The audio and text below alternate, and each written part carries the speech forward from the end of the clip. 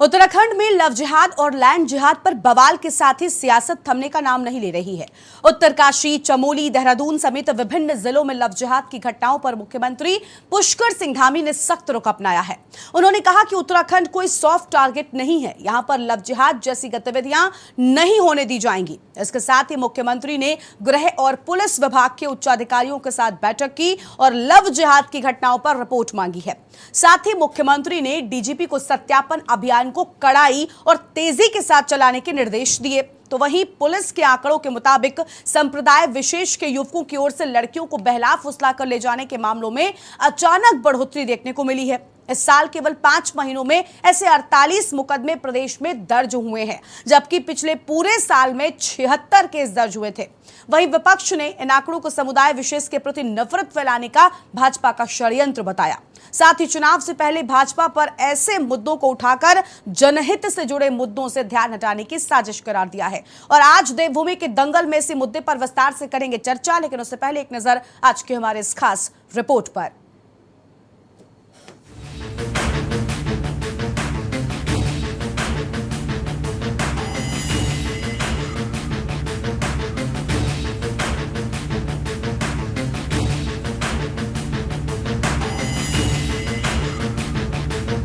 उत्तराखंड में लव जिहाद और लैंड जिहाद पर बवाल के साथ ही सियासत थमने का नाम नहीं ले रही है।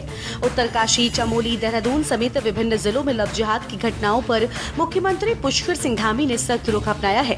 उन्होंने कहा कि उत्तराखंड कोई सॉफ्ट टारगेट नहीं है, यहाँ लव जिहाद जैसी गतिविधियां नहीं होने दी जाएंगी। इसके साथ ही मुख्यमंत्री ने गृह और पुलिस विभाग के उच्चाधिकारियों के साथ बैठक की और लव जिहाद की घटनाओं पर रिपोर्ट मांगी।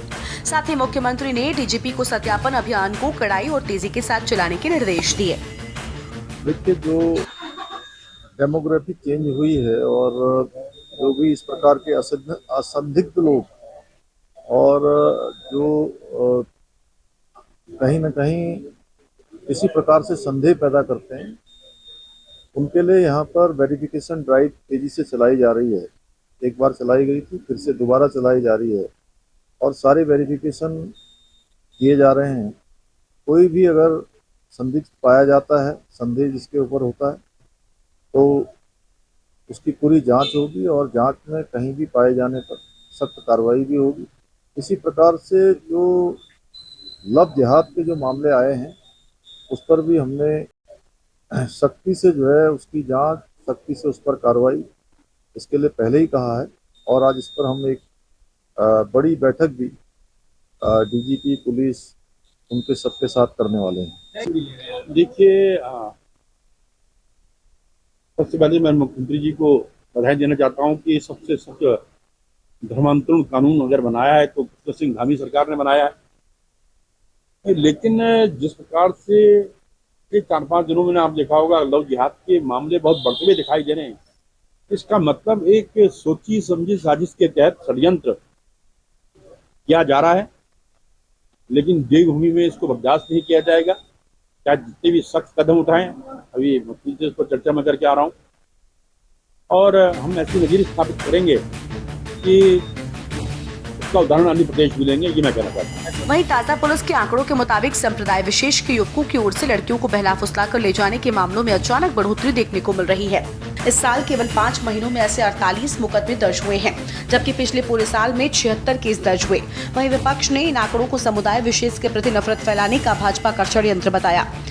साथ ही चुनाव से पहले भाजपा पर ऐसे मुद्दों को उठाकर जनहित से जुड़े मुद्दों से ध्यान हटाने की साजिश करार दिया है। लव जिहाद की आड़ में बेकसूर नौजवानों को भी परेशान नहीं किया जाना चाहिए। कुछ समाज में कुछ लड़कियां पहले दोस्ती करती हैं, बाद में जब उनकी दोस्ती टूट जाती है और उनकी लड़ाई हो जाती है, झगड़े हो जाते हैं आपस में, तो वो उस मामले को लव जिहाद में तब्दील करने की कोशिश ना करें। इसका ध्यान पुलिस प्रशासन को और सरकार को रखना चाहिए। बहरहाल ये कहा जा सकता है कि लव जिहाद एक गंभीर मामला है और इस पर सख्ती से काम तो होना चाहिए, लेकिन यदि कोई बेकसूरवार है तो उसका भी ध्यान सरकार और प्रशासन को रखना होगा। नहीं, तो मुझे आप ये बताइए, अभी आंकड़े कहाँ से ले? पिछले दिनों में क्या मतलब? 2 दिन, 1 दिन, 5 दिन, ये जो इनके जो आंकड़े होते हैं ना, आंकड़े कोई भी बना सकता है। एक समुदाय पे, एक समूह पे आप ऐसा अटैक करना, मैं ये मानता हूँ जिसने भी अत्याचार किया है, जिसने भी कानून को तोड़ा है, उसके खिलाफ सख्त एक्शन लिया जाए, सख्त एक्शन लिया जाए, इसमें कोई दो राय नहीं है। पर अपनी राजनीतिक फायदे के लिए अगर आप ये कह रहे हैं तो ये इस प्रदेश को बहुत भारी नुकसान हो रहा है। हम चेतावनी देना चाहते हैं, आपकी ज़मीनें बिक रही हैं, ऊपर से पलायन हो रहा है, आपके बच्चों को नौकरियां नहीं हैं। ये सिर्फ ये मुद्दे हैं जो नफरत फैलाने के लिए मुद्दे हैं और चुनाव जीतने के लिए, और कुछ नहीं। कुल मिलाकर लोकसभा चुनाव से पहले राज्य में लव जिहाद और लैंड जिहाद पर बवाल के साथ ही सियासत तेज हो गई है। सवाल ये है कि आखिर कब तक सियासत और बवाल थमेगा? आखिर कब उत्तरकाशी में चल रहा बवाल शांत होगा? क्या धामी की सख्ताई से अपराधियों में खौफ बढ़ेगा? Uttarakhand desk report.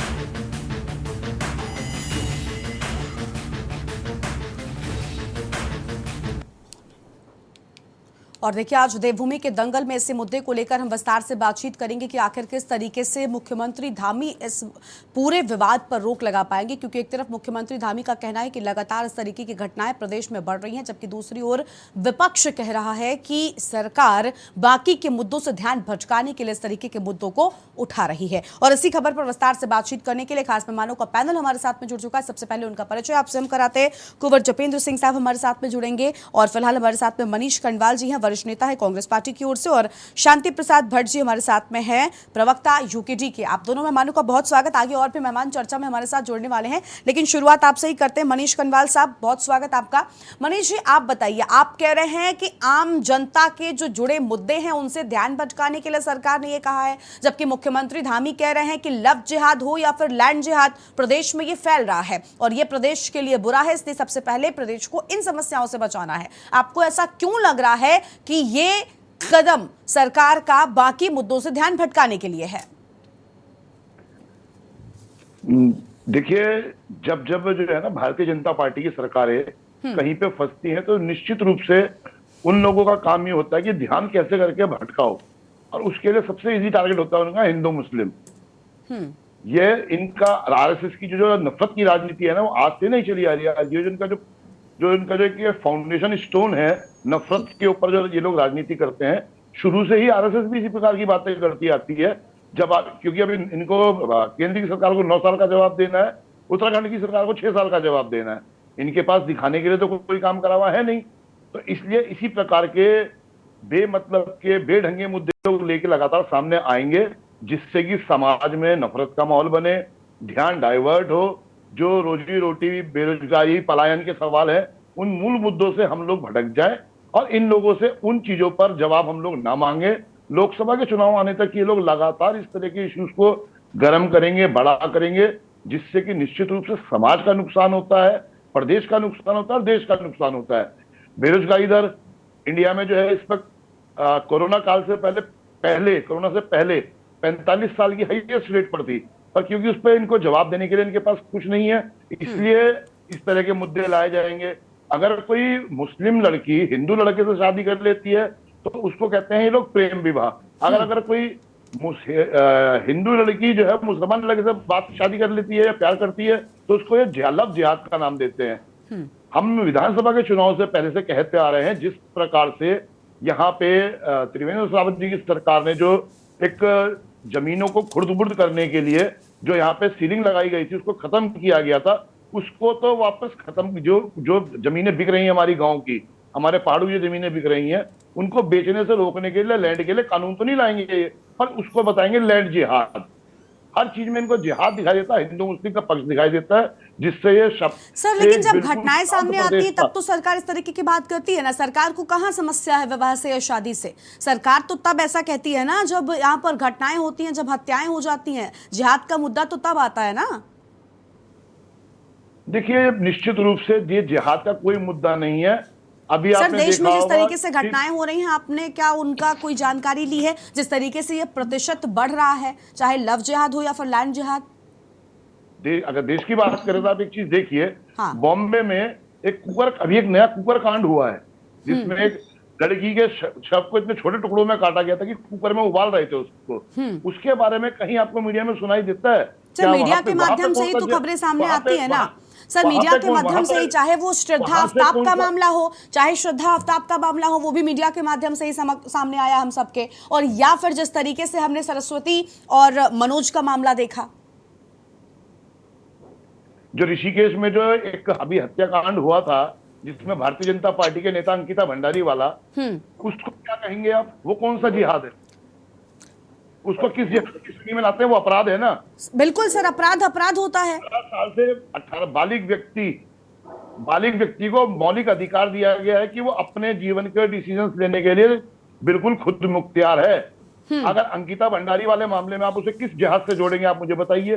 देखिए, अपराध होता है, लेकिन अगर खास तरह के हर अपराध को अलग अलग नाम दिया गया, इसी तरीके से लव जिहाद है, क्या आप इस बात से वाकिफ नहीं है? क्या आप इस बात पर हामी नहीं भरेंगे कि देश में लव जिहाद की घटनाएं होती हैं? मैं नहीं कहती, क्या लव जिहाद की घटनाएं नहीं होती और उसका शिकार सभी होते हैं। अंकिता भंडारी वाले केस को किस जिहाद से जोड़ेंगे आप? अंकिता भंडारी के मामले में जिस तरीके से उसके साथ धोखा हुआ, हमने उस पर भी सवाल उठाए थे ना। अब उसको आप लव जिहाद का नाम नहीं देंगे। अगर धर्म परिवर्तन जबरदस्ती कराया जाएगा तो उस पर सवाल उठेंगे। आप अपनी मर्जी से क्या कर रहे हैं इस बात पर नहीं होता ना, लेकिन अगर किसी को बहला फुसला कर किसी को गलत तरीके से आप कन्वर्ट कराएंगे तो वो सवाल वहां पर उठेंगे, और वो चाहे कोई भी हो। अगर हिंदू धर्म में कोई इस तरीके का काम करेगा तो वहां पर भी सवाल उठेंगे साहब। क्या ये सिद्ध हो गया कि उन्हें कन्वर्ट करवा गलत तरीके से कन्वर्ट करवाया गया कन्वर्ट? क्या चीज नहीं, तो मैं आपसे सीधा सवाल पूछ रही हूँ ना मनीष जी, क्या आप ये नहीं मानते कि देवभूमि में भी लव जिहाद की घटनाएं सामने आ रही हैं? आप मेरे सवाल सुनिए, क्या आप ये बात नहीं मानते कि देवभूमि में लव जिहाद की घटनाएं सामने आ रही हैं? आप इस बात से, लव जिहाद है क्या? आप मुझे ये समझाइए। लव जिहाद आपको नहीं पता क्या है? जब जबरदस्ती, मैं बार बार कह रही हूँ ना कि जबरदस्ती अगर किसी को कन्वर्ट कराने की कोशिश की जाएगी तो वो वहां पर सवाल उठेंगे सर। आपको कैसे पता? भारतीय जनता पार्टी के नेताओं को कैसे पता कि कन्वर्ट करवा दिया है? सर ये जांच होती है तब पता होता है। ये मुझे या आपको पता करने की जरूरत नहीं है, मामलों में सामने आता है। कितने ऐसे मामले हैं, आप लव जिहाद पर चर्चा करने बैठे हैं। ठीक है, कोर्ट की मोहर लग गई है। ठीक है अंकिता भंडारी वाले मामले में क्या कहेंगे? अंकिता भंडारी के मामले में भी तो हमने खबरें उठाई थी ना। अंकिता भंडारी के मामले में भी हमने न्याय की मांग की थी सर। अंकिता भंडारी के मामले में भी हमने न्याय की मांग की थी। ठीक है, आप उसे भारतीय जनता पार्टी का जिहाद कहेंगे क्योंकि इसमें भारतीय जनता पार्टी का नेता इन्वॉल्व था? वो भारतीय जनता पार्टी जिहाद है क्या? वो हर चीज को आप लोग जो है इसको नजरिए को बदलिए। क्राइम होता है, नहीं तो उसे भारतीय जनता पार्टी का जिहाद नाम दीजिए उस चीज को आप लोग। ठीक है, लेकिन हर क्राइम को हत्या, अगर किसी को मारने को हत्या कहा गया है तो कम से कम ये भी समझिए कि हर क्राइम को एक नाम दिया गया है, तो उसको उस लिहाज से समझिए। ठीक है, ठीक है। जो बीजेपी जिहाद है, जो बीजेपी जिहाद सर राजनीति में इतना मत घुसिए ना, राजनीति में इतना मत घुसिए ना कि कम से कम अपराधों को भी किसी से सीधा तौर पर जोड़ने लग जाइए। लव जिहाद का शिकार जरूरी नहीं है कि बीजेपी के ही लोग हो साहब, यहाँ पर राजनीति की बात नहीं है। कई बार लव जिहाद का शिकार कांग्रेस पार्टी के जो लोग होते हैं उनके भी बच्चे हो सकते हैं। तो यहाँ पर अपराध किसी एक के लिए नहीं बना है। प्लीज कम से कम ये मत कहिए कि बीजेपी के लिए क्या है। ये अगर लव जिहाद हो रहा है, अगर जबरदस्ती कन्वर्जन हो रहा है तो वो किसी के भी साथ हो सकता है। हर हिंदू बीजेपी नहीं है, हर हिंदू कांग्रेसी नहीं है। प्लीज इस सबसे ऊपर उठिए। ठीक है, ठीक है, ठीक है, ठीक है, ठीक है। और मेहमान हमारे साथ जुड़ चुके हैं, उनका परिचय कराते हैं, उसके बाद अपनी चर्चा की शुरुआत करते हैं। ठीक है मनीष जी, आपके पास लौटेंगे। जपेंद्र सिंह जी हमारे साथ में हैं, प्रदेश प्रवक्ता भारतीय जनता पार्टी की, और संगीता शर्मा जी हैं, प्रदेश प्रवक्ता आम आदमी पार्टी की ओर से। दीपिका दत्त जी हमारे साथ में हैं, समाज सेविका हैं। बहुत स्वागत आप सभी मेहमानों का। मनीष जी से मैं सवाल कर चुकी हूँ। ठीक है, मनीष जी से मैं सवाल कर चुकी हूँ। कुंवर जपेंद्र सिंह जी के पास चलते हैं, उसके बाद आगे बढ़ेंगे। जपेंद्र जी, अभी सुन ही रहे थे आप जिस तरीके से यहाँ पर कांग्रेस पार्टी से मनीष जी कह रहे थे कि भाई लव जिहाद क्या होता है, ये तो आम जनता के मुद्दों से ध्यान भटकाने के लिए है। क्या सच्चाई है? एक तरफ आपके मुख्यमंत्री कह रहे हैं कि धर्म और धोखा जो हो रहा है धर्म के नाम पर, इसको हम मिटाएंगे, और देवभूमि पर लव जिहाद हो या लैंड जिहाद हो, इसको हम पनपने नहीं देंगे। सरकार को, विपक्षियों को आपके ऐसा क्यों लग रहा है कि सरकार बाकी मुद्दों से ध्यान भटकाने के लिए कर रही है? चुनाव में कहीं ध्रुवीकरण करने के लिए इस तरीके के कदम उठाए जा रहे हैं, बताइए। देखिए, जब भी इस देश के अंदर लैंड जिहाद या लव जिहाद की बात होती है तो ये समझिए कि कांग्रेस की दुखती रग के ऊपर हाथ रख दिया। समझिए, जो भी कचा है, आप सब बात करें या हम बात करें, हमारे कांग्रेस के मित्रों को ये बहुत अच्छी तरह से पता है कि इस लव जिहाद के और लैंड जिहाद के प्रमोटर वही लोग हैं। आजादी के बाद से निरंतर हमारे इस देश के अंदर कांग्रेस पार्टी ने जिस तरह से मुस्लिम तुष्टीकरण की राजनीति को बढ़ावा दिया और उस मुस्लिम तुष्टीकरण की राजनीति को बढ़ावा देने का नतीजा ये हुआ कि जो इस्लाम पीरों, फकीरों, पैगंबरों की वाणी के रूप में सामने आया था, वो कट्टरपंथियों, अलगाववादियों और देश को तोड़ने वाले, देश को कमजोर करने वाले तत्वों के लिए एक खिलौने से ताकत बन गया। जब तक इस्लाम पीरों, फकीरों, पैगंबरों, सूफी, संतों उनके हाथ में था तो वो इस्लाम था, क्योंकि धर्म, कोई भी धर्म किसी से बैर रखना नहीं सिखाता, कोई भी धर्म किसी दूसरे धर्म के व्यक्ति को जान से मारना नहीं सिखाता। लेकिन जब ये जिहाद के रूप में बदला, आतंकवादियों और अलगाववादियों के हाथ में ये आया, ये हम बहुत पहले से, अगर हम इतिहास के, अगर हमारे ये साथी प्रवक्ता, अगर इन्होंने थोड़ी सी भी इन्हें इतिहास की समझ हो, ज्यादा बड़ी बात नहीं है, 100, 150, 200 साल ही पीछे चले जाएं, तो तब से ये इस्लाम जब से कट्टरपंथियों के हाथ में आया, तो जहां जहां भी दुनिया के किसी कोने में, नॉट इवन इन भारत, कहीं पे भी दुनिया के किसी कोने में भी जब ये कट्टरवाद की तरफ इस्लाम बढ़ा, कट्टरपंथियों के हाथ में आया, अलगाववादियों के हाथ में आया, आतंकवादियों के हाथ में आया, कुतुबुल्लाहों के हाथ में आया, तो ये लैंड जिहाद, लव जिहाद, अब गजवाए हिंद, ये गजवाए हिंद का नारा तो बहुत पहले से, और उस गजवाए हिंद की अगर हम डेफिनेशन में जाना चाहें तो लैंड जिहाद और लव जिहाद तो मात्र ये दो तरीके हैं गजवाए हिंद के। लेकिन सवाल यहां है कि आज देश जाग रहा है, आज खुल के इन मुद्दों के ऊपर चर्चा हो रही है। इस देश में 2014 से पहले कभी हलाला के ऊपर चर्चा हुई थी?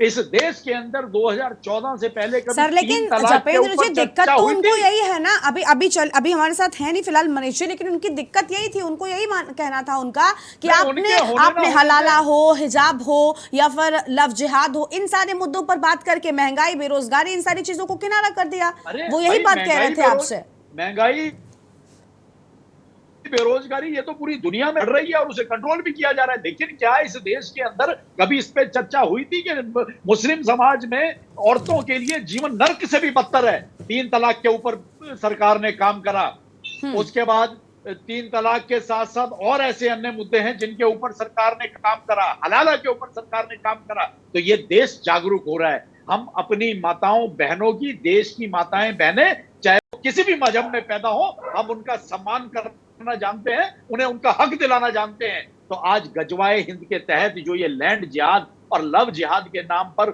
उत्तराखंड के अंदर हमारी भोली भाली मासूम बच्चियों को प्रेम जाल में फंसाकर, उनका धर्म परिवर्तन करके, उनका माइंड जो है डाइवर्ट करके, और अब तो ये ऑनलाइन गेम्स के माध्यम से युवा बच्चों को, युवा लड़कों को भी भटकाने का काम शुरू हो गया। तो देवभूमि के अंदर ये नहीं होगा। और हम भारतीय जनता पार्टी का ये मुद्दा नहीं है, ये प्रत्येक नागरिक का मुद्दा है देश में, चाहे वो कांग्रेस से जुड़ा हुआ हिंदू हो, चाहे वो कांग्रेस से जुड़ा हुआ कोई और अन्य धर्म का अल्पसंख्यक हो। तो निश्चित तौर से जो देश को अपने दिल में बसा के रखता है, जो देश के साथ चलना चाहता है, जो देश के लिए रक्षक की भूमिका में चाहता है, वो आवाज उठाएगा। और जो देश का भक्षक था, देश का गद्दार था, जो देश को तोड़ने का काम करता था, जो अलगाववादियों के साथ है, जो हमारे देश के अंदर जो वामपंथी विचारधारा है, जो उनका समर्थन है, तो आज निश्चित तौर पर उसे पीड़ा हो रही है। ठीक है मनीष जी, आपके पास आएंगे। मनीष जी अभी आपके ही पास थे, मनीष जी आएंगे आपके पास, हम आप जो कहना चाहते हैं सुनेंगे, और मेहमान है उनको भी जोड़ना जरूरी है। ठीक है, जपेंद्र साहब ने कहा कि देखिए हम इन समस्याओं को अपने देवभूमि में नहीं देंगे, और मेहमान हमारे साथ में है। अब हम शांति प्रसाद भट्ट जी के पास चलते हैं। शांति प्रसाद जी, यूकेडी उत्तराखंड क्रांति दल ने उत्तराखंड के लिए बहुत लड़ाई लड़ी है। आज आपसे भी हम जानना चाहेंगे, क्योंकि देवभूमि को एक तरफ सरकार कह रही है कि हम इन बड़ी समस्याओं से बचाना चाहते हैं, वर्तमान के समय में किस तरीके की घटनाएं आ रही हैं ये आप भी जानते होंगे, और सबसे बड़ी बात, अगर हम लव जिहाद की बात कर भी रहे हैं, तो लव जिहाद का अगर कोई शिकार होता है, अगर इस तरह की समस्या है और कोई इस चंगुल में फंसता है, तो सर ऐसा नहीं है कि लव जिहाद सिर्फ बीजेपी के लिए ही खतरनाक है, लव जिहाद में तो कोई भी फंस सकता है ना। तो इस चीज पर भी सोचना चाहिए, इसको इस नजरिए से भी सोचना चाहिए, जबकि राजनीतिक दल इसे सिर्फ बीजेपी के लिए जोड़कर देख रहे हैं। अब राजनीति में इतना ज्यादा डूब जाना कि हर एक चीज का विरोध करने लग जाना, पता नहीं कितना सही है। आप इसे किस तरीके से देख रहे हैं? क्या वाकई में सरकार ये जो कर रही है ये असल मुद्दों से ध्यान भटकाने के लिए किया जा रहा है, या फिर वाकई में देवभूमि में पनपती इस समस्या से निजात दिलाने के लिए कदम उठाया गया है? शांति प्रसाद जी। देखिए गरिमा जी, मनीष जी आऊंगी मैं आपके पास, परेशान मत हो, आप पॉइंट नोट करते जाएं, आऊंगी। गरिमा जी, हाँ। जितने सवाल आपने खड़े किए हैं ईमानदारी से इन्हीं में जवाब छुपा हुआ है। देखिए, हम देवभूमि के लोग हैं और देवभूमि की संस्कृति सद्भाव की है, संभाव की है। हमने ये राज्य 64 लाख लोगों के लिए मांगा था और आज यहाँ 1,35,00,000 यहाँ की जनसंख्या हो गई है। 10 साल कांग्रेस का राज रहा है, 13 साल भाजपा का राज है। हम पूछना चाहते हैं, जब इस राज्य के अंदर 64 लाख लोगों के निजाम को पूरा नहीं कर पाए तो ये बाहर से कैसे बसाए गए? कौन दोषी है? दूसरी बात, भारत का अपना एक संविधान है और भारतीय जनता पार्टी सत्ता में है और इनका एक नारा है, एक विधान, एक संविधान और एक देश। अब आप सोचिए, जब इस देश के अंदर अपना संविधान है, इस देश में अपनी एक सरकार है, इस देश के अंदर शासन प्रशासन मुस्तैदी से काम कर रहा है, तो ऐसी स्थिति में मैं ही पूछता हूं कि आप बताइए कि 26 मई को केदार भागीरथी घाटी में 2 बाहर से व्यक्ति आते हैं, वो नाबालिग बच्चियों के साथ अभद्र व्यवहार करते हैं।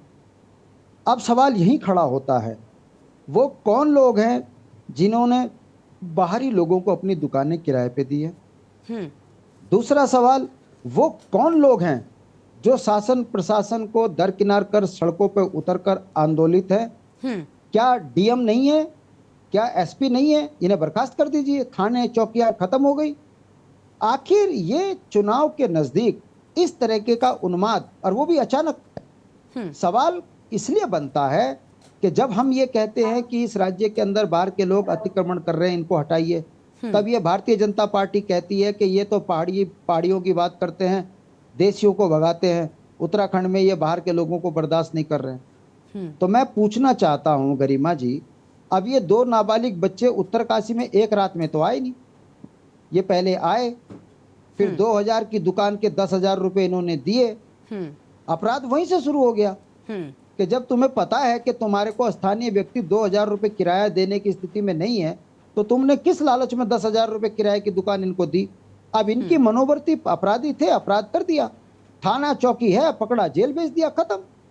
अगर आपको इसमें इतना ही बवाल मचाना है तो हम फिर सवाल खड़ा करते हैं कि अंकिता हत्याकांड में आपने क्यों चुप्पी करी? विनोद आर्य को क्यों नहीं जेल भेज रहे? उनके घर में क्यों नहीं बुलडोजर चला रहे? वहां तो आप जो आशुतोष नेगी है उसको कोर्ट परिसर में घुसने नहीं दे रहे हो।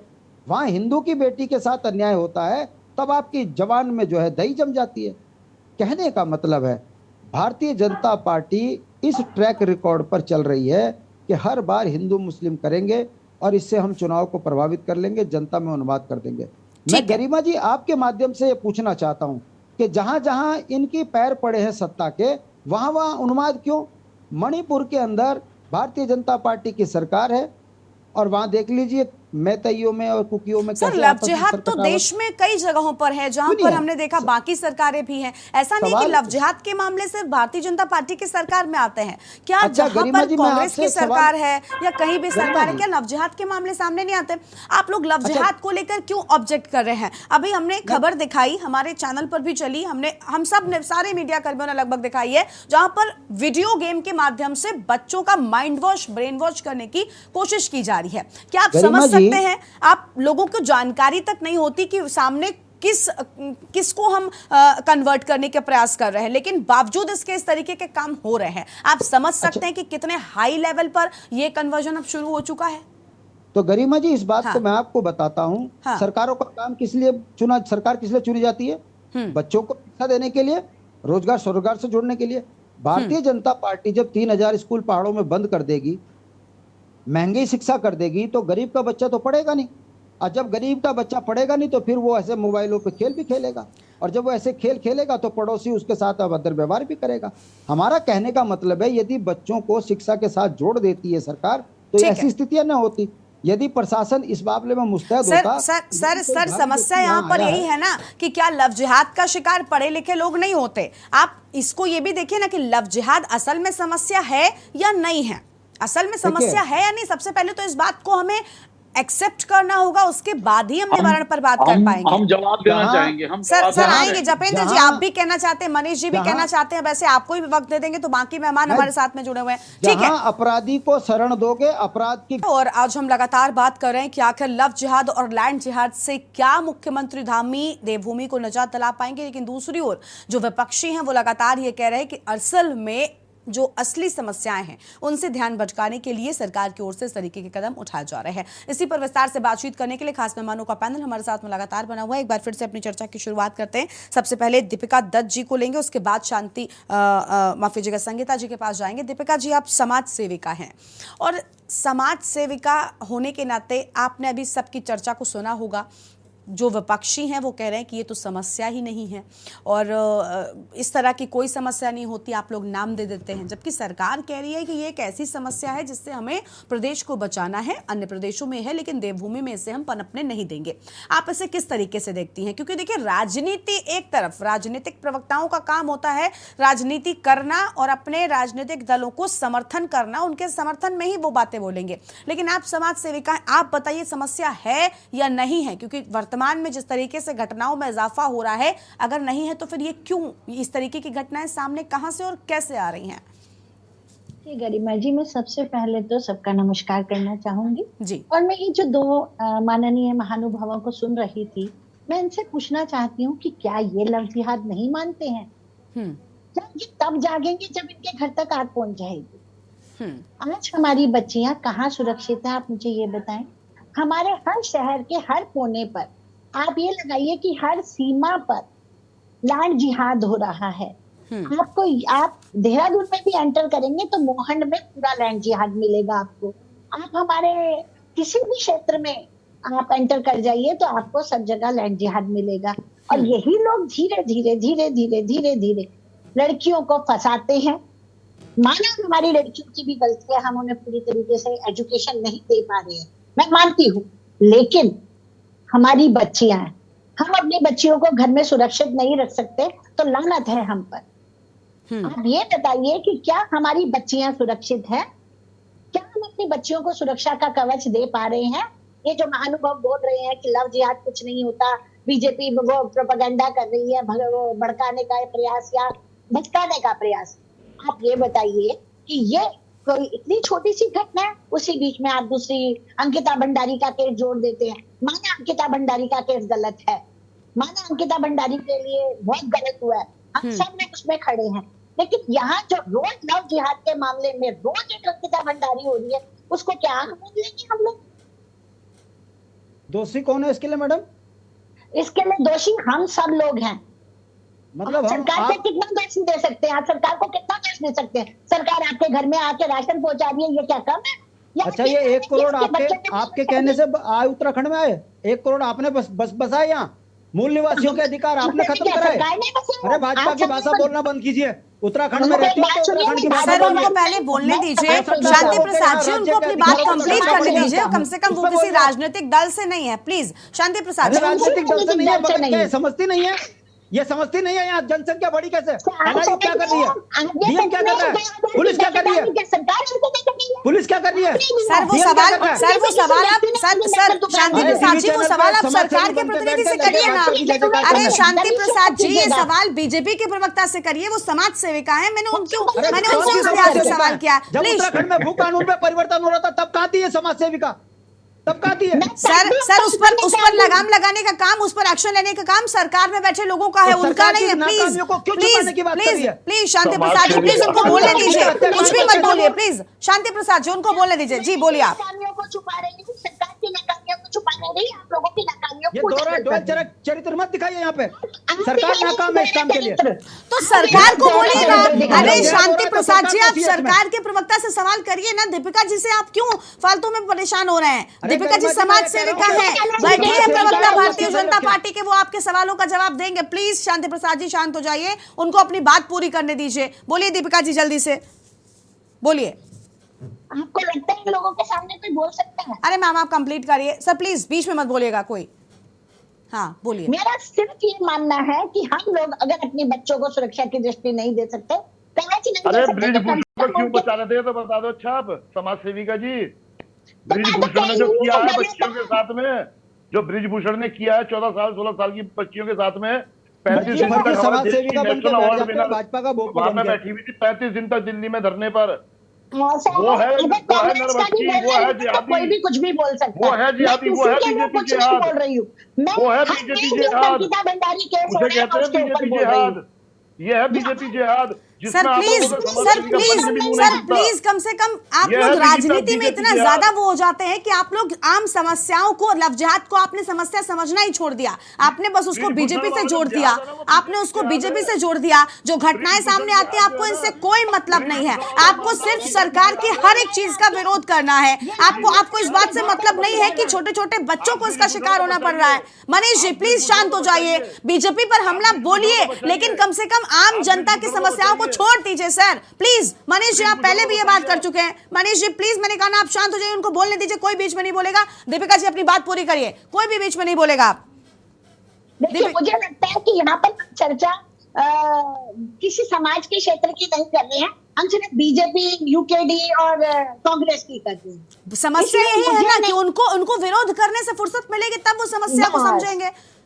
बिल्कुल हाँ, सब आप ही समझी बैठी हैं। जानेंगे जब आपके घर में पहुंच समझदार आप ही जाएगी ये दोनों हैं। समस्या। सर प्लीज अपनी भाषा पर जरा लगाम लगाइए, और भी आप अपनी भाषा टीवी पर चैनल लगाम पर लगाइए। बैठे हैं, कम से अगर कम आपने इस बात मैं का तो लिहाज किसी रखिए। बात आप कीजिए। उम्र में मुझसे अगर बड़े आपने हैं और मुझे आप जैसे मेरे उनको बुलाया, मेहमान तमीज भी हैं, से इसलिए मैं बात आपकी कीजिए। इज्जत करती हूँ, ठीक अगर है। आपने लेकिन मैं किसी पर इस तरीके जैसे की बात बुलाया, मत तमीज करिए। से बात कीजिए। राजनीति में इतना मत खोइए कि तमीज- आपको तमीज ये से बात कीजिए। मैं बिल्कुल तमीज से बात कर रही हूँ, मुझे आप तमीज मत सिखाइए। मुझे बहुत तमीज है, इसीलिए मैं आपको उतनी देर से कोई जवाब नहीं दे रही हूँ। आप पहले तमीज सीखिए, डिबेट में किस तरीके से बोलना होता है। आपको इतनी तमीज नहीं है कि कोई बोल रहा है लेकिन आप बराबर बीच में बोल रहे हैं और मुझे तमीज सिखा रहे हैं। आप मुझे मत बताइए, मुझे जितना पता है वो मुझे पता है, आप मुझे नहीं सिखाएंगे, ठीक है। आपको राजनीति करने से इतनी फुर्सत नहीं है कि लव जिहाद को आप समस्या माने और तमीज सिखाने आया मुझको, ठीक है। दीपिका जी कंप्लीट करिए आप। मुझे नहीं मोदीनामा पढ़िए लगता बैठ के sorry, यहाँ पर मैं आप कोई में। चर्चा कर पाऊंगी, क्योंकि मेरा ये जो महिला दीपिका जी बोलिए, बोलिए दीपिका जी अपनी बात को कंप्लीट करिए। देखिए अगर हम सब भी इस तरीके से करने लग जाएंगे ना, राजनीतिक लोगों से प्रभावित हो जाएंगे, तो समाज में जो समस्याएं हैं उनका कभी निजात नहीं हो पाएगा। इसलिए इतना जिम्मेदारी भरा कम से कम काम करिए कि अपनी बात को कंप्लीट करिए। गरिमा जी, मैं ये सिर्फ ये कहना चाहती हूँ कि मैं खुद देख रही हूँ मेरे आसपास में वातावरण में क्या हो रहा है। मैं एक एनजीओ चलाती हूँ, मैं उसके लिए घर घर जाके काम करती हूँ। वहाँ मुझे पता है कि कोई ना कोई कहीं ना कहीं मैं कितने लोगों को कैसे कैसे सुरक्षा की अपनी तरफ से कोशिश करती हूँ, ये मेरा ईश्वर जान। क्योंकि यहाँ बोला तो ये लोग समझेंगे नहीं, ठीक है। मतलब मेरा सिर्फ इतना ही कहना है। ठीक है, ठीक है, ठीक है। दीपिका जी मैं आपके पास आऊंगी। संगीता जी हमारे साथ में बनी हुई है। संगीता जी बहुत स्वागत आपका भी हमारी चर्चा में। संगीता जी आप भी राजनीतिक दल से हैं, लेकिन फिर भी मैं आपसे सवाल करना चाहूंगी। अभी देखा आपने दीपिका जी को बोलने नहीं दिया गया, लगातार लोग बोल रहे थे, लेकिन आप बताइए लव जिहाद जैसी समस्या है, पहले सबसे बड़ा सवाल यही है कि समस्या है भी या नहीं है, मैं आपसे जानना चाहती हूँ। आम आदमी पार्टी दिल्ली में, दिल्ली के कई तरह के घटनाएं सामने आए, श्रद्धा आफ्ताब का मामला सामने आया था और भी कई तरीके के मामले सामने आए हैं। अभी हाल ही में जिस तरीके से वीडियो गेम्स के जरिए, मोबाइल के जरिए ब्रेन वॉश किया गया, हमने देखा एक लड़का अपने घर में चुपचाप जाता है, वो बताता नहीं है, वो घर पर कह के जाता है कि मैं जिम जा रहा हूं और 5 वक्त की नमाज अदा करता है। आप बताइए क्या ये ब्रेन वॉश नहीं हो रहा है? सिर्फ लव जिहाद की बात नहीं, हम तो और भी धोखे की बात कर रहे हैं ना। इस तरीके से हमारे बच्चे कितने सुरक्षित हैं? आपको नहीं लगता कि ये कन्वर्जन जबरदस्ती का जो ये गलत है? बताइए, समस्या है, इस बात से रूबरू हैं, वाकिफ है या नहीं है? मैम अनम्यूट करें, आपकी आवाज नहीं आ रही है। देखिए गरिमा जी, जो जिस भी समस्या पर बात चल रही है और जो भी समस्या है, अगर वो उत्पन्न होती है तो आखिर जिम्मेदारी किसकी है? सबसे पहला सवाल तो ये है। सर मैम यहाँ तो लोग यही नहीं मान रहे कि समस्या है। देखिए मैम यहाँ तो लोग ये भी नहीं मान रहे कि समस्या है। सुन लीजिए गरिमा जी, सुन लीजिए, जो समस्या है उसके लिए हमारे देश में तमाम इंटेलिजेंस है, लोकल LIU है, सारी चीजें हैं। अगर समस्या है तो उसके लिए जिम्मेदारी किसकी होगी? देश 70 सालों से चला कौन रहा है, या अभी 9 सालों से किसके हाथ में सत्ता है? तो जो भी दल, चाहे वो आम आदमी पार्टी दिल्ली में क्यों ना हो, जो भी दल सत्ता को चला रहे हैं, जिम्मेदारी उसी को लेनी पड़ेगी गरिमा जी। विपक्ष ये जिम्मेदारी नहीं लेगा। और देखिए 6 सालों से मैम आपने भी वही बात शुरू कर दी ना संगीता जी, आपने भी वही चीज शुरू कर दी। शुरू नहीं की गरिमा जी, सुनिए पहले मेरी पूरी बात। मैं आपकी पूरी बात सुन रही हूँ। आज अगर एप्लीकेशन चल रहे हैं, आज अगर इस तरह के वीडियो गेम आ रहे हैं, तो उसकी जिम्मेदारी किसको लेनी पड़ेगी? जो हमारा सिस्टम है उसी को जिम्मेदारी लेनी पड़ेगी, उनको बंद करना पड़ेगा, हर मोर्चे पर संभालना पड़ेगा, जागरूकता फैलानी पड़ेगी। शिक्षा के क्षेत्र में हो, चाहे वैसे जागरूकता हो, हर क्षेत्र पर काम करने की जरूरत है। हम कहें कि हम केवल कानून ले आएंगे, ठीक है, उससे सब कुछ खत्म कर देंगे गरिमा जी। लेकिन तो संगीता जी मेरी बात सुनिए, एक सवाल है, आपको रोक नहीं रही हूँ, आपको मौका दूंगी। आपने जो बातें कही, मैं आपकी बातों से सहमत हूं कि जो सत्ता में है उन्हीं की जिम्मेदारी बनती है कि लगाम लगाई जाए और नजर रखी जाए। आपने जिस तरीके से जवाब दिया, मैं यही आपसे पूछना चाहती थी कि आप यानी इस बात को मान रही हैं कि समस्या है, क्योंकि और लोगों ने तो ये मानने से भी इनकार कर दिया है। देखिए गरिमा जी, जब गुजरात से 40,000 लड़कियां गायब हो जाती हैं और 35 साल से वहां भाजपा की सरकार है, तो किसकी जिम्मेदारी है? डबल इंजन की सरकार है। 35 साल से गुजरात में किसकी? ठीक है। अभी जपेंद्र जी है, काफी देर से कुछ कहना चाह रहे हैं, जवाब देंगे जपेंद्र जी। दिल्ली में केस हो जाता है, हम उस पर सवाल न उठाएं। और देखिए, जब देवभूमि में अभी जपेंद्र भाई ने एक बहुत अच्छी बात कही कि बच्चियां किसी भी धर्म से हो, पहले उनकी सुरक्षा की जिम्मेदारी। बिल्कुल, लड़कियां बिल्कुल सांझी होती है। हमारी इस चर्चा का मकसद भी यही है, राजनीति से आगे बढ़कर किसी भी समस्या को बचाइए। क्योंकि अगर लव जिहाद का कोई शिकार होगी लड़की, तो जरूरी नहीं है कि वो बीजेपी पार्टी की हो सर। लड़कियां कांग्रेस की भी हो सकती हैं और यूकेडी की भी हो सकती है, कोई भी हो सकता है। तो गरिमा जी देखिए, अगर अंकिता के साथ कुछ होगा मुझे तब भी उतना बुरा लगेगा, अगर किसी सलीमा के साथ होगा मुझे तब भी उतना बुरा लगेगा, एक महिला होने के नाते। बिल्कुल। तो आप केवल तुष्टीकरण की राजनीति मत कीजिए गरिमा जी, मैं फिर कहूंगी, तुष्टीकरण की राजनीति मत कीजिए। चाहे वो गुजरात में हो, चाहे वो उत्तराखंड में हो, चाहे वो यूपी में हो, चाहे वो दिल्ली में हो, अगर किसी लड़की के साथ कुछ होता है तो जिम्मेदारी बनती है सबकी, समाज की भी और सरकार की भी, और उनको उठानी पड़ेगी। बिल्कुल बनती है जिम्मेदारी। जपेंद्र जी जवाब देंगे, आपने कुछ सवाल भी किए थे संगीता जी, जपेंद्र जी से हम जवाब लेंगे। हाँ जपेंद्र जी, आप कुछ कहना चाह रहे थे, कंप्लीट करिए। देखिए, निश्चित तौर पर सरकार की जिम्मेवारी बनती है और सरकार अपनी जिम्मेवारी से सरकार ने कभी भी इनकार नहीं किया। हाँ। अब हमें थोड़ा सा डीपली ये भी थोड़ा सा रीड करना चाहिए इस इशू को कि ये जागरूकता से संबंधित और एक आम जनमानस के सहयोग से जुड़ा हुआ मसला है, क्योंकि सरकार हमेशा किसी के घर के मामलों में दखल नहीं देती। ये एक जागरूकता का विषय है। पेरेंट्स को भी ध्यान रखना है कि उनके बच्चों का कहाँ उनके बच्चों का इंटरेक्शन हो रहा है, कहाँ वो इन्वॉल्व हो रहे हैं, डेली की बोलचाल में, डेली के उनसे व्यवहार में कहाँ वो कुछ फर्क आ रहा है। सोशल मीडिया, बच्चे आज एंड्रॉइड फोन सबके हाथ में है, बच्चा सोशल मीडिया में किसके टच पे है? ये सोशल मीडिया का जमाना है। सरकार साइटों पर रोक लगा सकती है, लेकिन ये वर्ल्ड वाइड एक ग्लोबल इशू बन गया है। ये समस्या पूरे विश्व में है और प्रत्येक विश्व की सरकार जहां इस तरह की समस्या है, टेक्नोलॉजी से आगे बढ़कर प्रयास करती है। लेकिन ये टेक्नोलॉजी है, इस टेक्नोलॉजी का मिसयूज करने वाले और नए नए रास्ते निकालने वालों की भी कमी नहीं है। अब यहाँ समस्या ये है कि लव जिहाद से बच्चियां जो प्रभावित हो रही हैं वो ज्यादातर हिंदू परिवारों की बच्चियां हैं। अब उन हिंदू परिवारों की बच्चियों को अगर मुस्लिम परिवारों के युवक एक एजेंडे के तहत, एक साजिश के तहत, एक प्लानिंग के तहत वो धीरे धीरे ये काम बढ़ रहा है, तो क्या ये सिर्फ भारतीय जनता पार्टी की जिम्मेवारी बनती है? भारतीय जनता पार्टी आज जागरूक करने का काम कर रही है, एक्शन लेने का काम कर रही है, लेकिन इस देश की दुविधा ये है, लेकिन ये इस देश की दुविधा, शांति जी हम बीच में नहीं बोलते हैं, हमारी बात खत्म हो जाएगा, आप जवाब दीजिएगा।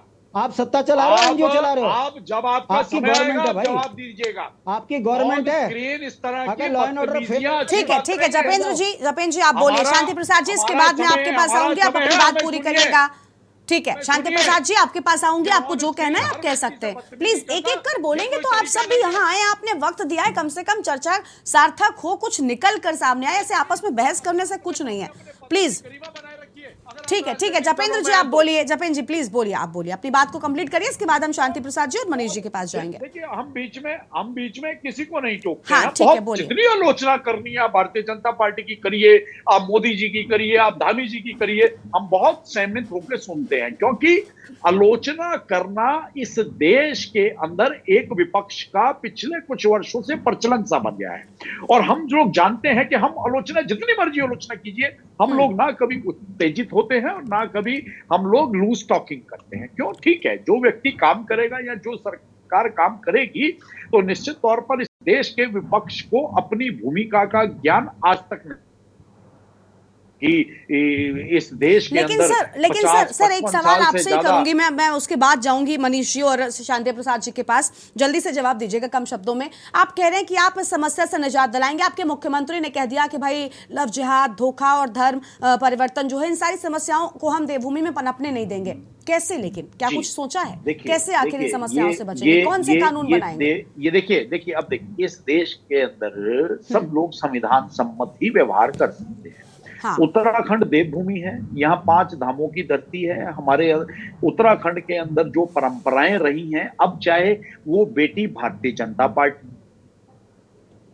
के किसी कार्यकर्ता के परिवार की हो, कांग्रेस कार्यकर्ता के किसी परिवार की हो, यूकेडी के किसी कार्यकर्ता के परिवार की हो, या अन्य किसी विपक्षी दल के परिवार की हो, किसी भी बेटी के साथ अन्याय और लव जिहाद जैसा अगर मामला आया, अंकिता भंडारी के हत्यारों को जेल में डाला गया, उनके खिलाफ ट्रायल चल रहा है, उनके खिलाफ सख्त से सख्त सबूत वहां पेश किए जा रहे हैं, और माननीय मुख्यमंत्री जी ने खुद कहा है कि हत्यारा हत्यारा होता है, अपराधी अपराधी होता है, उसे किसी भी हालत में बख्शा नहीं जाएगा। तो इसी तरह उत्तराखंड की किसी भी बेटी के साथ अन्याय बर्दाश्त नहीं किया जाएगा, चाहे वो हिंदू परिवार की बेटी हो या मुस्लिम परिवार की बेटी हो। तो लव जिहाद और लैंड जिहाद का डटकर मुकाबला किया जाएगा। और ये भूल जाइए कि आप ये भारतीय जनता पार्टी की अपील है, प्रत्येक व्यक्ति अपने घर में ये सोच के देखे और ये देखे कि उसकी नैतिक जिम्मेवारी क्या बनती है और आज हम कहां खड़े हैं। अगर आज हम राजनीति करेंगे, आज हम रिजर्व राजनीतिक आलोचनाएं करेंगे,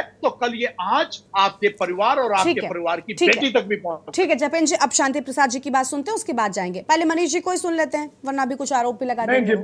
हाँ बोलिए। शांति प्रसाद जी को बोलने दीजिए, कोई नहीं आप बोल लीजिए, आपको जो कहना है। शांति प्रसाद जी को बोलने दीजिए। ठीक है सर, तो कंप्लीट करिए। शांति प्रसाद जी इंतजार कर रहे हैं, वो बाद में बोल लेंगे। आप बताइए, आपने हाथ खड़ा किया। गरिमा जी, हाँ हमारा ये कहना है, हम विपक्ष के नेता हैं, सरकार की कमियों को उजागर करना हमारा काम है। हम यही कह रहे हैं कि यदि उत्तराखंड की शांतवादियों में भागीरथी घाटी में लव जिहाद की घटना हुई है और 2 बाहरी अनजान लड़कों ने इसको अंजाम दिया है, तो डीएम को सस्पेंड क्यों नहीं करा अभी तक मुख्यमंत्री जी ने? एसएसपी को सस्पेंड क्यों नहीं किया? थाना बर्खास्त क्यों नहीं किया? और ये कौन सा तरीका है कि जब संवैधानिक प्रक्रियाओं के तहत, संविधान के तहत नागरिकों को सुरक्षित करना है और आम आदमी 1 महीने से सड़कों पे कूद रहा है? सरकार नाम की चीज नहीं है, विधायक कहाँ है, सांसद कहाँ है? और अगर ऐसे में कोई बड़ी दुर्घटना हो गई, कौन जिम्मेदारी लेगा? ये सवाल खड़े करना हमारा नैतिक कर्तव्य नहीं है। आप लव जिहाद के प्रति तो बहुत चिंतित हैं, मगर जो ये बेरोजगारी का जिहाद आपने कर दिया, भर्ती 15-15 लाख रुपए लेकर, रिश्वत लेकर, आपने पूरे उत्तराखंड की जमीनों में जिहाद पैदा कर दिया। उत्तराखंड की जमीनों को बेचकर आपने उत्तराखंड में जनसंख्या विस्फोट करके जो जिहाद उत्तराखंड की छाती पे थोप दिया है बारियों को बसाकर, इस पर हम ना बोले? और उसके बाद यदि देवभूमि में इस तरह की घटनाएं हो रही हैं तो हम ना बोले कि सरकार कहाँ है? धामी जी कह रहे हैं हम सख्त कार्रवाई करेंगे, किस पे? विपक्षियों पे, अपनी हमारी आवाज दबाने पे। अरे भाई धामी जी, डीएम को हटाइए, एसएसपी को हटाइए, थाने को बर्खास्त कीजिए जिस थाने के अंडर में ये घटना हुई। आपके पटवारी, आपकी एलआईयू क्या कर रही है? हम सवाल खड़े ना करें? 1 महीने से भागीरथी घाटी के अंदर लोग सो नहीं पा रहे हैं। उत्तराखंड के जो मूल निवासी हैं, चाहे वो मुस्लिम हैं वो भी घबराए हुए हैं, चाहे वो हिंदू हैं वो भी घबराए, उनको लग रहा है कि उनके बच्चों के साथ कोई अनर्थ ना हो जाए।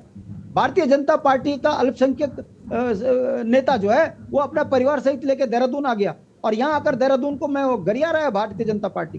कैसी झूठी और बेईमान पार्टी हमने नहीं देखी, बोलती कुछ है करती कुछ है। हमारे बच्चे सुरक्षित नहीं है। हम सदियों से उत्तराखंड के मूल निवासी हैं यहाँ के, और आज हम अपने घर में सुरक्षित नहीं है। हम कहाँ जाएं? ये हम नहीं बोल रहे, ये भारतीय जनता पार्टी के जो मुस्लिम समुदाय के नेता हैं वो बोल रहे हैं। आप अपने अपने महानगर कार्यालय में पूरे अल्लाह अकबर करे वो ठीक, मगर अगर कोई बाहर कोई बेचारा मूल निवासी कर जाए तो तुम उसके कपड़े फाड़ने शुरू हो जाते हो।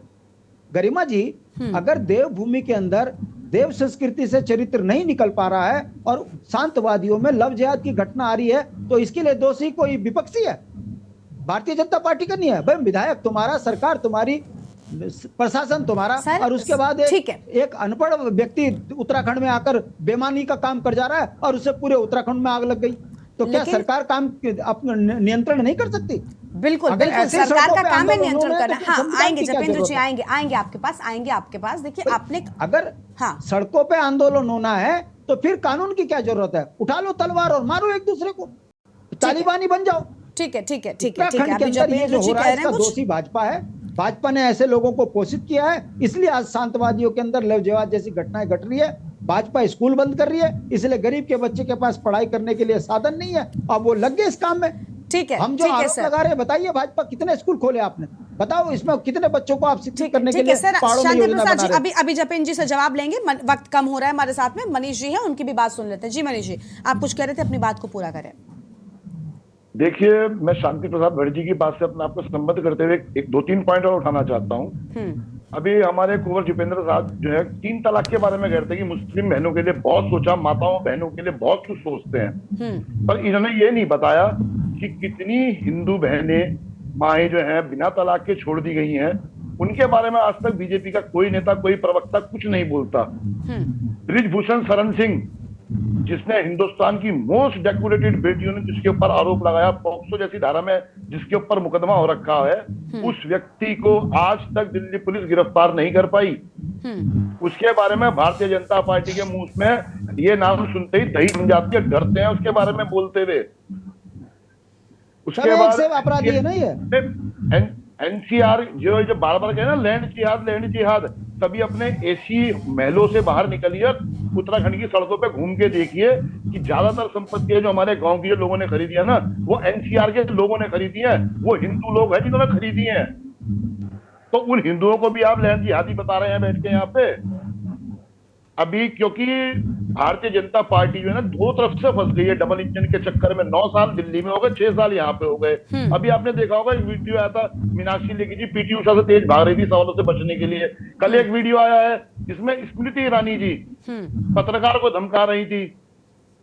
तो ये इनकी बदहवासी का आलम हो गया है। इसलिए इस तरह के नॉन इश्यूज को इशू बनाकर हमारे शांत प्रदेश को, जहां पे सांसद इनका, विधायक इनका, सरकार इनकी, उसके बाद ये तमाशा करा जा रहा है 1 महीने से उत्तरकाशी के पूरे इलाके में। ठीक है, जवाब जपेंद्र जी देंगे। जो 1 मिनट मेरी बात कंप्लीट हो जाने दीजिए। हाँ, पूरी जो मुखबिरी का इतिहास वाले हैं ना, जो मुखबिरी के इतिहास वाली पार्टी है, उस मुखबिरी के इतिहास वाली पार्टी को हमको कम से कम ये नहीं बताना चाहिए कांग्रेस के लोगों को कि देश प्रेम क्या होता है।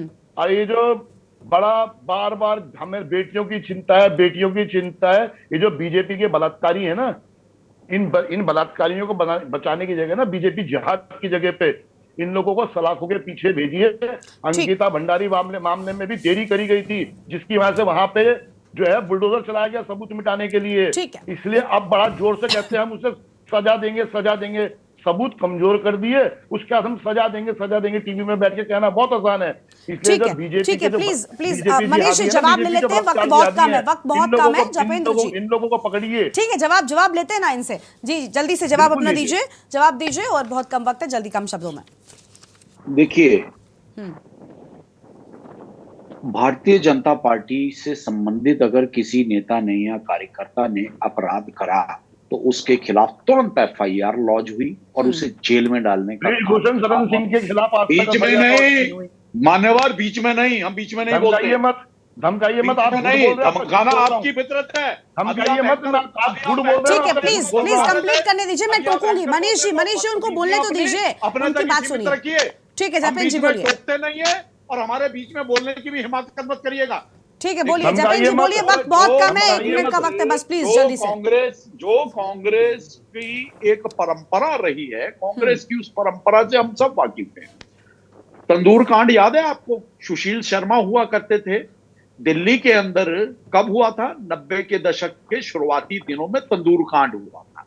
ये वही सुशील शर्मा था, कांग्रेस का नेता और उस समय के कांग्रेस की सरकार का चहेता, जिसने असंख्य लेडीज की, असंख्य बच्चियों की जिंदगी बर्बाद करी। और जब एक लड़की ने उसका खुलासा करने का प्रयास करा तो उसके टुकड़े टुकड़े करके उसे तंदूर में डाल दिया गया। ये कांग्रेस की परंपरा है, ये कांग्रेस के संस्कार हैं। भारतीय जनता पार्टी के अंदर इतनी हिम्मत है कि अगर भारतीय जनता पार्टी से संबंधित किसी व्यक्ति ने कोई गलती करी तो उसके खिलाफ एफआईआर हुई और उसे जेल में ठोकने का काम किया गया। भारतीय जनता पार्टी भेदभाव नहीं करती है। भारतीय जनता पार्टी के अंदर देश की बेटियां, चाहे वो किसी भी राजनीतिक दल के परिवार से संबंधित हो, वो देश की बेटी है। और ये जिस लव जिहाद को ये लोग आज नकार रहे हैं, जिस लैंड जिहाद को आज लोग ये नकार रहे हैं, तो कल अगर ये आंच इन्हीं के किसी पारिवारिक मित्र, इनके रिश्तेदार और इनके घर तक पहुंचेगी, उस दिन इन्हें एहसास होगा। आज इन्हें एहसास नहीं होगा। आज ये मोदी विरोध में, भाजपा विरोध में। ठीक है सर यहाँ पर सबसे बड़ी बात यह है कि विरोध किसका कर रहे हैं, समस्या का या राजनीतिक दल का, इस मानसिकता को समझ पाना बहुत जरूरी है। आप सभी मेहमानों का बहुत शुक्रिया। ठीक है, आप सभी मेहमानों का बहुत शुक्रिया। वक्त की बहुत कमी है हमारी चर्चा में आने के लिए, अपनी बात रखने के लिए। तो देखिए, लव जिहाद पर बवाल, लेकिन धामी इसका क्या इलाज करेंगे, इसको लेकर आज हमने देवभूमि के दंगल में विस्तार से बातचीत की है। क्योंकि जिस तरीके से उत्तराखंड देवभूमि में पनपती समस्याओं को लेकर धामी सख्त नजर आ रहे हैं। उनका कहना है कि हम इन्हें पनपने नहीं देंगे, जबकि विपक्षी कह रहे हैं कि ये तो असल में जो मुद्दे हैं उनसे ध्यान भटकाने के लिए एक नया हथकंडा है। सच क्या है तो आने वाले वक्त में साफ हो जाएगा। फिलहाल देवभूमि के दंगल में आज उतना ही, लेकिन आप देखते रहिए के न्यूज़ इंडिया और अब से थोड़ी ही देर में जनहित में गर्मी की ताकत, ट्रैफिक पुलिस पर आफत देखना मत भूलिएगा।